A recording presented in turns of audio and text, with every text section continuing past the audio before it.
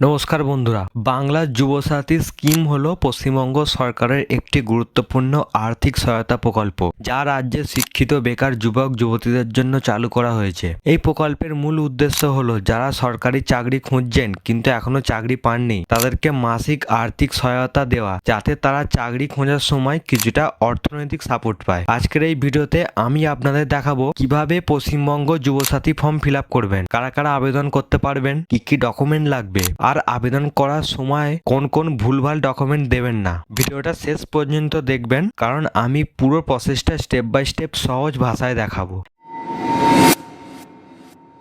দেখুন, উপরে লেখা আছে government of West Bengal Bangla Yuvasathi scheme. চলুন এবার অ্যাপ্লিকেশন ফর্মটা আমরা দেখে নিই। এখানে উল্লেখ আছে যে ইংরেজি ক্যাপিটাল লেটারে ফর্ম ফিল আপ করতে হবে। ডান পাশের বক্সে একটি কালার পাসপোর্ট সাইজ ফটো লাগাতে হবে। প্রথম বক্সে দুয়ারে সরকার রেজিস্ট্রেশন নাম্বার লিখতে হবে। যখন দুয়ারে সরকার ক্যাম্পে ফর্ম পাবেন তখন একটি হলুদ স্লিপ দেওয়া হয়, সেখানে রেজিস্ট্রেশন নাম্বার দেওয়া থাকে, সেটাই লিখবেন। পরের বক্সে আপনার আধার নাম্বার স্পষ্টভাবে লিখুন। ফর্মটি অবশ্যই কালো বা নীল কালি দিয়ে পূরণ করবেন।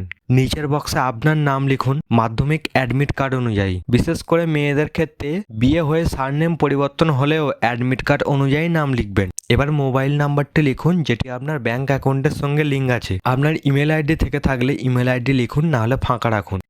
জেন্ডার নির্বাচন করুন। জন্ম তারিখ দিন, দিন মাস বছর ফরম্যাটে। পাশের বক্সে বয়স লিখতে হবে, কত বছর হয়েছে সেটা হিসাব করে লিখুন। যেমন 20 বছর 5 মাস হলে 20 বছর লিখবেন, 20+ এভাবে লিখবেন না। এরপর পিতা মাতার নাম লিখুন। বিবাহিত হলে স্ত্রী বা স্বামীর নাম লিখুন। আপনি কোন জাতিভুক্ত, ওবিসি, এসসি, এসটি, সেটিকে টিক দিন। সার্টিফিকেট নাম্বারটি লিখুন।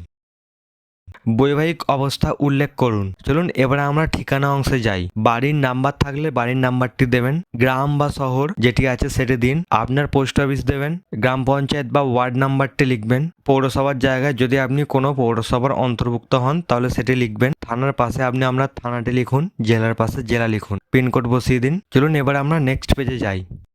মাধ্যমিক অ্যাডমিট কার্ড অনুযায়ী প্রথম বক্সে রোল লিখুন, পরের বক্সে নাম্বার লিখুন এবং তার পরের বক্সে বর্ষ লিখুন। এবার আপনি কোন বোর্ডের আন্ডারে এক্সাম দিয়েছেন সেটিকে টিক মারতে হবে। দেখুন এখানে অপশান আছে WBBSE, CBSE, ICSE বা অন্য কিছু থাকতে পারে। আপনার সর্বোচ্চ শিক্ষাগত যোগ্যতা লিখুন, যেটি আপনি সম্পূর্ণ করেছেন সেটাই লিখবেন। এবার লিখতে হবে আপনি বর্তমানে কি করেন। যদি কিছু না করেন তাহলে লিখুন আনএমপ্লয়েড। এবারে একটি গুরুত্বপূর্ণ তথ্য দিই, এটি অবশ্যই বিবাহিত মহিলাদের জন্য। আপনি আপনার বর্তমান ঠিকানাই দেবেন, অর্থাৎ আপনি যদি শ্বশুরবাড়িতে থেকে থাকেন শ্বশুরবাড়ির ঠিকানাই দেবেন। আপনি যে বিধানসভায় বর্তমান থাকেন সেই বিধানসভা ক্যাম্পেই আপনাকে ফর্ম জমা দিতে হবে, তবে নাম মাধ্যমিক সার্টিফিকেট অনুযায়ী হবে। এবার দেখে নিন আপনার ব্যাংক ডিটেলস কী কী লাগবে। ব্যাংকের নাম, ব্যাংকের শাখার নাম, অ্যাকাউন্ট নাম্বার, IFSC কোড। অবশ্যই আপনাকে খেয়াল রাখতে হবে আপনার ব্যাংক অ্যাকাউন্ট আপনার আধার কার্ডের সাথে যেন লিঙ্ক থাকে। এই অ্যাকাউন্টেই আপনার 1,500 টাকা ভাতা ঢুকবে।